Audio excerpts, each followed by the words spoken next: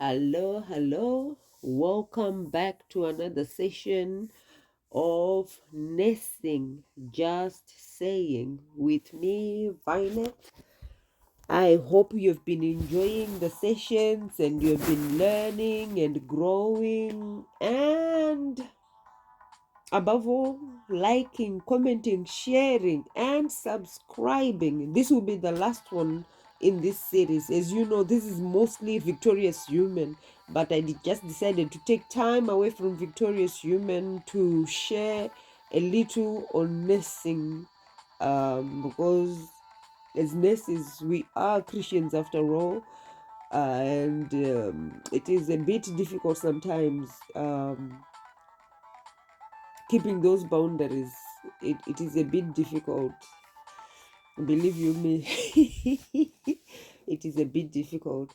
Anyway, keeping it professional, I say you are the primary caregiver, a team leader, a coordinator during the shift, a decision maker, a delegator, a shift manager, and you are accountable to your patients, your team, your manager, and yourself.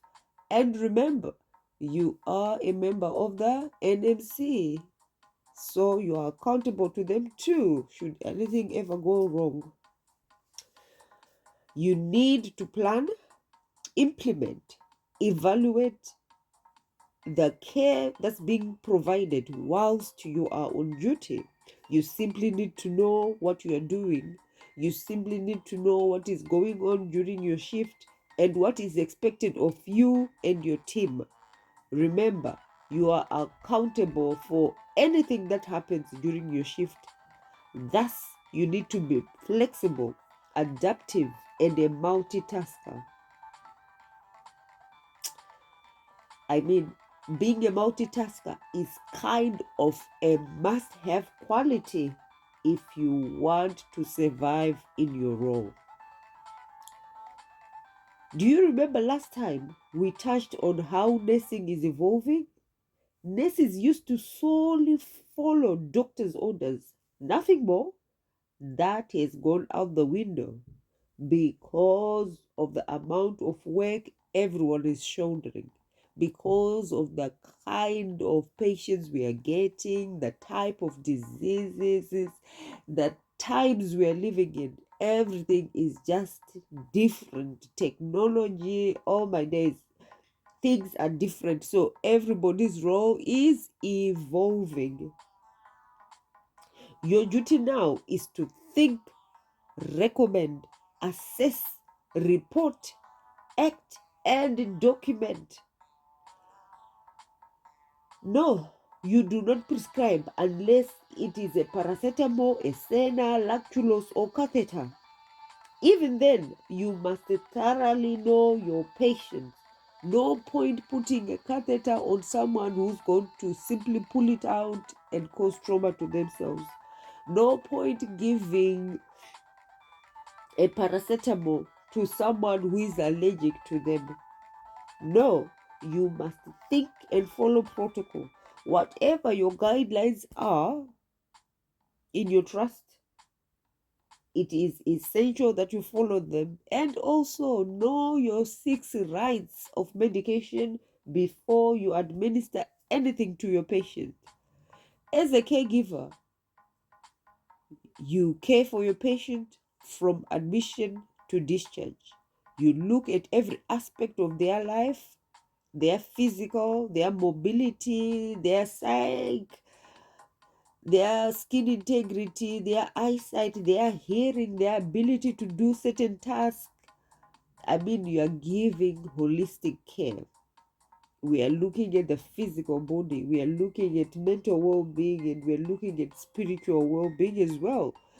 And that includes family involvement, if they have any. If none, what is next? Is social services going to be involved? And you also need to think about their diet. Are they foods they are allergic to? Or are they foods they do not eat because of what religious beliefs? And you put that in their documentation so that everybody is aware. You let kitchen know as well, so that everybody is aware. Are there certain blood products they do not want? Are there certain procedures they do not want because of personal beliefs, because of religious beliefs, or just because they feel, oh, well, some people just say, I don't want anything done.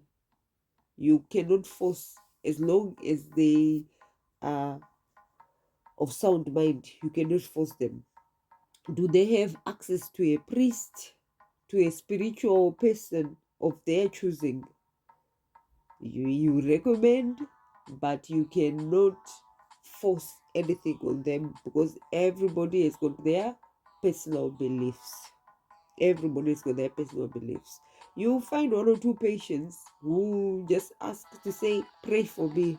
I don't know what your trust policies are, what your beliefs are, but I leave it at that, at your own discretion. I don't know what is your way forward and how you go about it. Just don't get yourself into problems, unnecessary problems. Remember, during your shift, all your findings need to be communicated on patient record. That's your documentation. And during handover, communication, so that their care is continuous and all members of the team are aware of what is happening.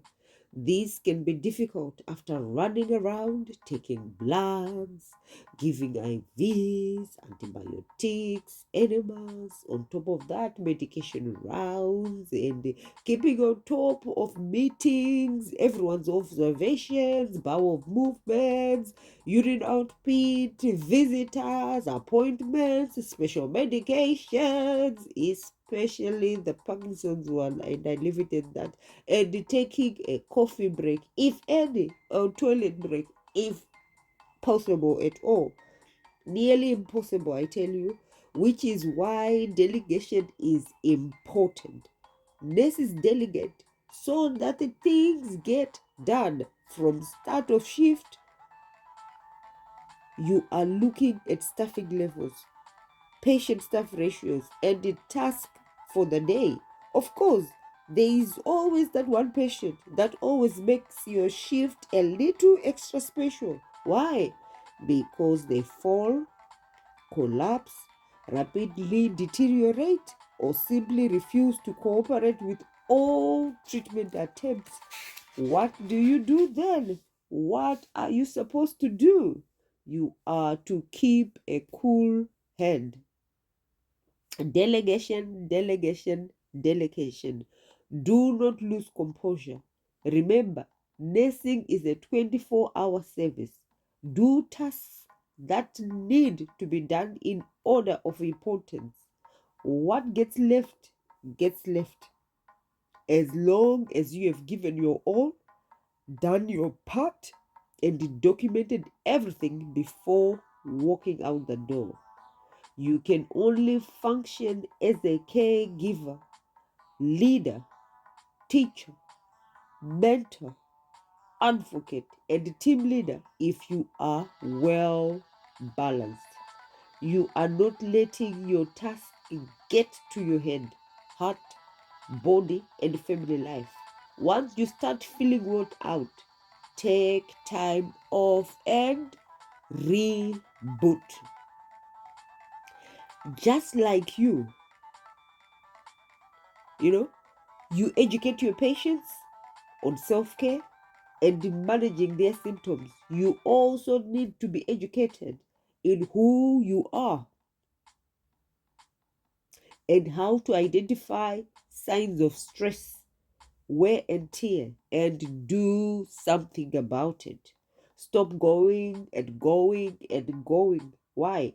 Because that is just going to end in you stopping for good, one way or another. Live by example. A healthiness equals to a healthy mind, equals to a mindfulness equals to good leadership and mentoring, and equals to all this is equals to a healthiness and good patient care. We are aiming to give holistic care And that can only be done if you yourself are healthy in mind, body, and soul. You are more than a caregiver. Therefore, get reading, get learning, keep updated with current trends, policies, guidelines, and training. Your heart simply has to be in it,